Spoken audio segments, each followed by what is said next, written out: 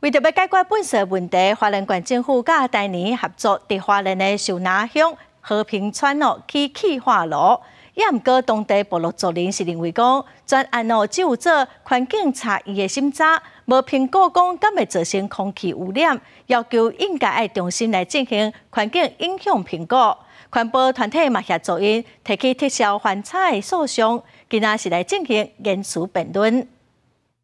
台泥处理废弃物不要环差，要环评。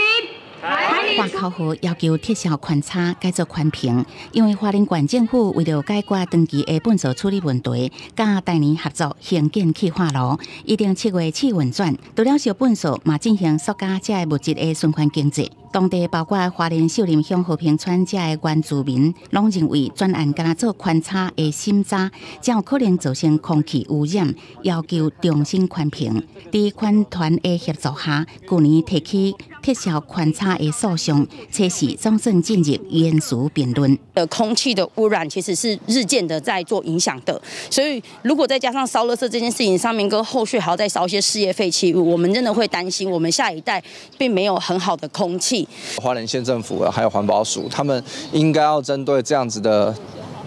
开发案，它应该要做成所谓的重新办理环评的动作。族人甲环团是讲，希望台泥的气化炉要开始烧垃圾进前，让社会大众知影族人的不满。希望台泥甲花莲县政府爱紧划停。我们现在就是进入司法程序，今天开庭，然后就是